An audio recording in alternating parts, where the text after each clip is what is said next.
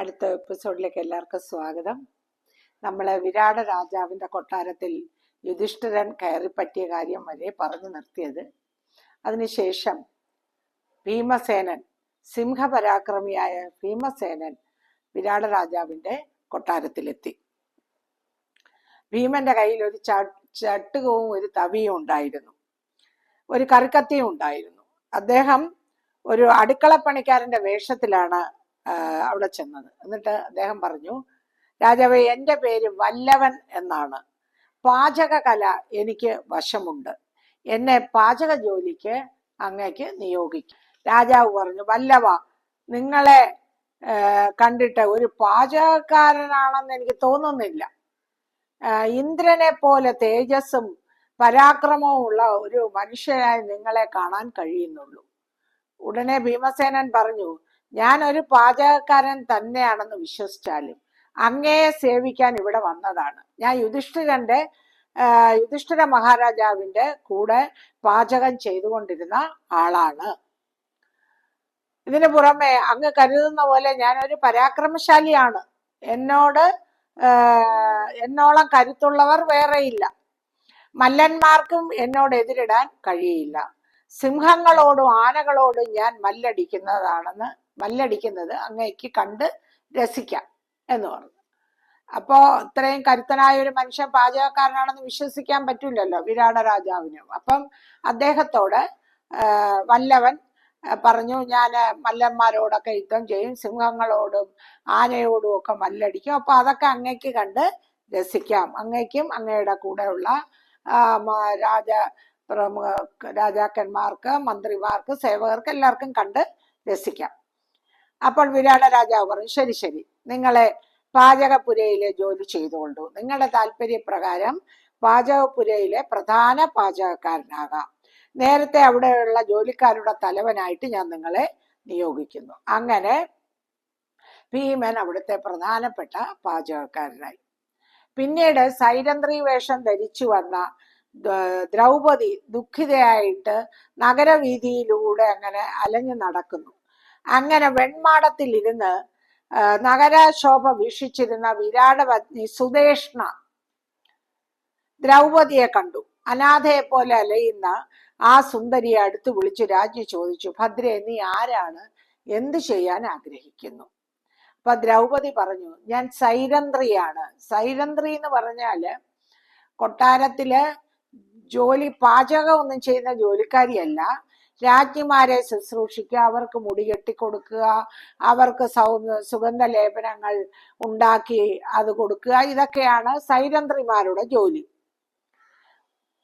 എന്നെ ഏൽപ്പിക്കുന്ന ജോലി ഞാൻ കൃത്യമായിട്ട് ചെയ്യും. അപ്പോൾ സുദേഷ്ണ പറഞ്ഞു, സുന്ദരി, നിന്നെ പോലെ രൂപഭംഗിയുള്ള സ്ത്രീകൾ സൈരന്ധ്രിമാരാകാറില്ല.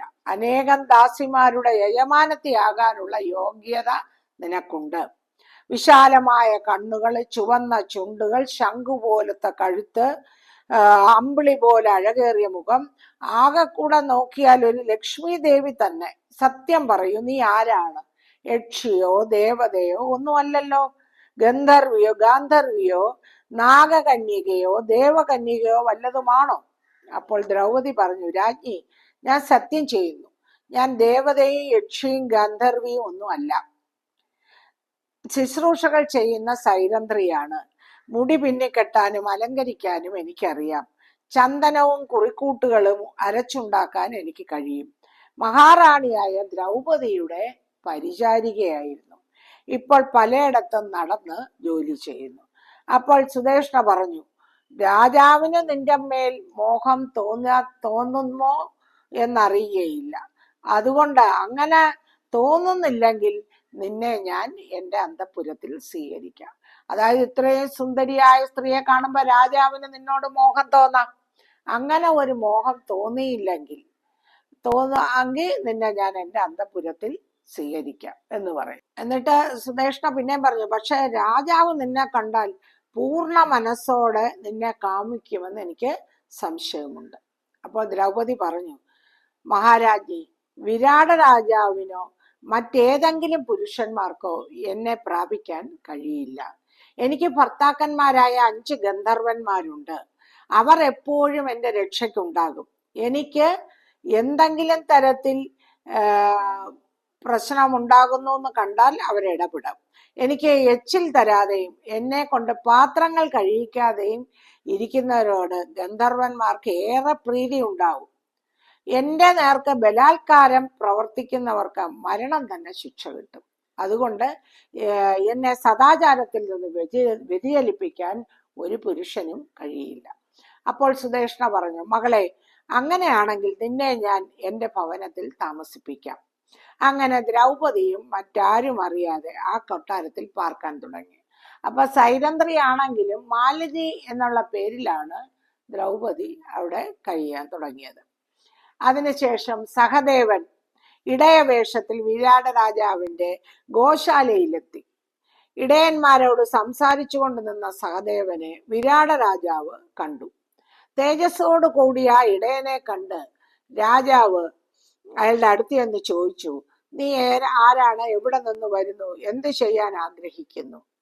അപ്പൊ സഹദേവൻ പറഞ്ഞു, അരിഷ്ടനേമി എന്ന് പേരുള്ള വൈശ്യനാണ് ഞാൻ. പണ്ട് ഞാൻ പാണ്ഡവരുടെ പശുക്കളെ രക്ഷിക്കുമായിരുന്നു. പക്ഷെ ഇപ്പോൾ അവർ എവിടെ പോയെന്ന് എനിക്കൊരു വിവരവുമില്ല. ജോലി ചെയ്യാതെ ജീവിക്കാൻ കഴിയില്ലല്ലോ. അതിനാൽ അങ്ങല്ലാതെ മറ്റാരുടെയും കൂടെ ജോലി ചെയ്യാൻ എനിക്ക് താല്പര്യവും ഇല്ല. അപ്പോൾ വിരാടൻ പറഞ്ഞു, നിനക്ക് എന്ത് ജോലിയാണ് പരിചയമുള്ളത്? എന്ത് കരാറാണ് നിനക്ക് വേണ്ടത്? ശമ്പളം എന്ത് കിട്ടണം എന്ന് ചോദിച്ചു. അപ്പൊ അതൊക്കെ അങ്ങയുടെ ഇഷ്ടം. ഞാൻ പശുക്കളെ നന്നായി പരിപാലിക്കും. അങ്ങനെ വിരാടൻ സഹദേവനെ വേണ്ടുന്ന സംരക്ഷണമൊക്കെ കൊടുത്ത് അവിടുത്തെ ഇടയനാക്കി താമസിക്കാനുള്ള ഏർപ്പാടുകൾ ചെയ്തു. അനന്തരം സ്ത്രീകളെ പോലെ ആഭരണങ്ങൾ അണിഞ്ഞ് സുന്ദരനായ ഒരു ചെറുപ്പക്കാരൻ രാജസന്നിധിയിലെത്തി. വീരനായ അർജുനൻ വിരാടനോട് പറഞ്ഞു, ഞാൻ ഷണ്ഡനാണ്, പേര് ബൃഹന്നള എന്നാണ്. ഞാൻ പാടും, നൃത്തം ചെയ്യും, വാദ്യോപകരണങ്ങൾ വായിക്കും, നൃത്തകലയിൽ സംഗീതത്തിലെ നിപുണനാണ് ഞാൻ രാജസന്നിധിയിൽ നൃത്തമാടാം. അപ്പോ വിരാടൻ പറഞ്ഞു, ബൃഹന്നളെ, നിന്നെ പോലെയുള്ള പുരുഷന്മാരെ കൊണ്ട് ഇത്തരം പണികൾ ചെയ്യിക്കുന്നത് എനിക്ക് യുക്തമായി തോന്നുന്നില്ല. എങ്കിലും നിന്റെ അപേക്ഷ ഞാൻ സ്വീകരിക്കുന്നു. എന്റെ മകളായ ഉത്തരയെയും രാജകന്യകമാരെയും നീ നൃത്തം പഠിപ്പിക്കൂ. അനന്തരം മത്സ്യാധീശൻ നൃത്ത സംഗീതാദികളിൽ ബൃഹന്നളയ്ക്കുള്ള നൈപുണ്യം പരീക്ഷിച്ചു. ബൃഹന്നളയെ അന്തപുരത്തിൽ താമസിപ്പിക്കുമോ എന്ന കാര്യത്തിൽ മന്ത്രിമാരോട് ആരാഞ്ഞു. അതായത് ഷണ്ഡനാണെന്ന് പറഞ്ഞാലും പുരുഷ തേജസ്സും കൂടെ ഉള്ള ആളല്ലേ, അപ്പൊ ഇയാളെ എങ്ങനെ അന്തപുരത്തിൽ താമസിപ്പിക്കും? അതിന് മന്ത്രിമാരുമായിട്ട് കൂടിയാലോചിച്ചു. ഒടുവിൽ ബൃഹന്നളയ്ക്ക് അന്തപുരത്തിൽ പാർക്കാൻ അനുമതി നൽകി. അങ്ങനെ അർജുനൻ എല്ലാവർക്കും പ്രിയപ്പെട്ടവനായി അവിടെ മാറി.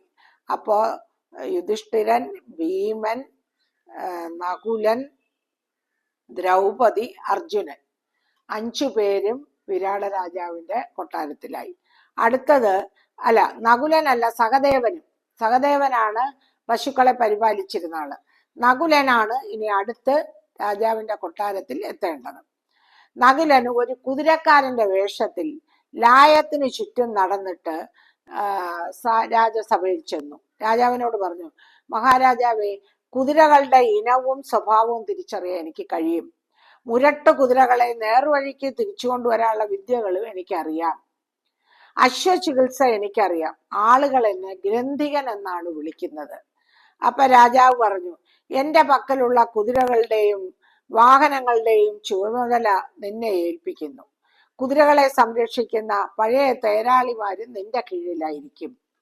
അങ്ങനെ അവർ 5 പേരും ദ്രൗപദിയും വിരാട രാജ്യത്തിൽ താമസം ആരംഭിച്ചു. അപ്പൊ ഈ പാണ്ഡവർക്ക് ധാർത്തരാഷ്ട്രരെ കുറിച്ച് പല സംശയങ്ങളും ഉണ്ടായിരുന്നു. അതുകൊണ്ട് ദ്രൗപദിയുടെ സംരക്ഷണത്തിൽ അവർ ശ്രദ്ധാലുക്കളായിരുന്നു. 3 മാസം കഴിഞ്ഞു മത്സ്യപുരിയിൽ ബ്രഹ്മോത്സവം ആഘോഷമായി 1000കണക്കിന് മല്ലന്മാർ വിരാട നഗരത്തിൽ സമ്മേളിക്കുകയായിരുന്നു. അപ്പൊ വലിയ ഉത്സവങ്ങളൊക്കെ നടത്തുമ്പോൾ മറ്റ് രാജ്യങ്ങളിലുള്ള വീരന്മാരും മല്ലന്മാരും എല്ലാം മത്സ്യരാജ്യത്ത് എത്തിച്ചേർന്നു. അപ്പോ അക്കൂട്ടത്തിൽ ജീമൂതൻ എന്ന് പറയുന്ന ഒരു മല്ലൻ ഉണ്ടായിരുന്നു. അയാൾ വേദിയിലേക്ക് ഇറങ്ങി ഓരോരുത്തരെയായിട്ട് വെല്ലുവിളിച്ചു. ജീമൂതനെ നേരിടാൻ മറ്റു മല്ലന്മാർക്ക് ധൈര്യം വന്നില്ല. മറ്റുള്ളവർ നിരുത്സാഹരും നിരാശരുമായി പിൻവാങ്ങിയപ്പോൾ വിരാട രാജാവ് തന്റെ പാചകക്കാരനെ വിളിച്ചു. രാജാവിന്റെ അഭിമാനം രക്ഷിക്കാൻ ഭീമസേനൻ ഗോദയിലിറങ്ങി. പോരിനിറങ്ങി വന്ന ഭീമൻ ജീമൂതനെ വെല്ലുവിളിച്ചു. അപ്പൊ നേരത്തെ ഭീമസേനൻ പറഞ്ഞിട്ടുണ്ടായിരുന്നു, എനിക്ക് ഇതിനൊക്കെ ഉള്ള കഴിവുണ്ട്, മല്ലന്മാരെയൊക്കെ ഞാൻ നേരിടുമെന്ന് പറഞ്ഞിട്ടുണ്ടായിരുന്നു. അപ്പൊ അതുകൊണ്ട് രാജാവ് ജീമൂതനെ നേരിടാൻ ഒരു മല്ലന്മാരും തയ്യാറാകാതിരുന്നപ്പോ ഭീമസേനനെ വിളിച്ചു. ഭീമസേനൻ ജീമൂതനെ വെല്ലുവിളിച്ചുകൊണ്ട് പോരിനിറങ്ങി. പോരിനൊരുങ്ങിയിറങ്ങിയ പരാക്രമശാലികളും ഉത്സാഹികളുമായ ഇരുവരും മതയാനെ പോലെ തമ്മിലിടഞ്ഞു. ആദ്യം ഇരുവരും ഹസ്തദാനം ചെയ്തു. തുടർന്ന് ഗംഭീരമായ യുദ്ധം അരങ്ങേറി. ഇരുവരും ജയം നേടാൻ കിണഞ്ഞ് പരിശ്രമിച്ചു. ഇരുവരും നിരായുധരായിരുന്നു. ഒടുവിൽ ഭീമസേനൻ ജീമൂതനെ എടുത്ത് ഉയർത്തി അന്തരീക്ഷത്തിലിട്ട് ചുഴറ്റി. ഒടുവിൽ ബോധഹീനനായ ജീമൂതനെ ഭീമൻ നിലത്തടിച്ചു. അങ്ങനെ വിഖ്യാതനായ ആ മല്ലൻ വധിക്കപ്പെട്ടതിൽ വിരാടൻ വളരെ സന്തോഷിച്ചു. ഇതുപോലെ പല മല്ലന്മാരെയും ഭീമൻ ഗോദയിൽ തോൽപ്പിച്ചു. ഭീമസേനൻ വിരാടന്റെ കണ്ണിലുണ്ണിയായി. തന്നോട് പൊരുതാൻ മല്ലന്മാരെ കിട്ടിയില്ലെങ്കിൽ ഭീമസേനൻ സിംഹങ്ങളോടും മതയാനോടും പോരാടുമായിരുന്നു. അങ്ങനെ അവർ 5 പേരും വിരാട രാജാവിന്റെ പ്രീതിക്ക് പാത്രമായി അവിടെ കഴിഞ്ഞു. അങ്ങനെ അവര് 6 പേരും സുഖമായിട്ട് വിരാട രാജാവിന്റെ കൊട്ടാരത്തിൽ കഴിയുകയാണ്. ദിവസങ്ങളും മാസങ്ങളും അങ്ങനെ കടന്നു പോകുന്നു. അവർക്ക് 12 മാസം ആണ് ഇങ്ങനെ അജ്ഞാതവാസം അതിൽ കഴിയേണ്ടത്. അപ്പോ അടുത്ത ഭാഗം നമുക്ക് അടുത്ത എപ്പിസോഡിൽ. എല്ലാവരും സബ്സ്ക്രൈബ് ചെയ്യണം, ലൈക്ക് ചെയ്യണം, ഷെയർ ചെയ്യണം. നമസ്കാരം.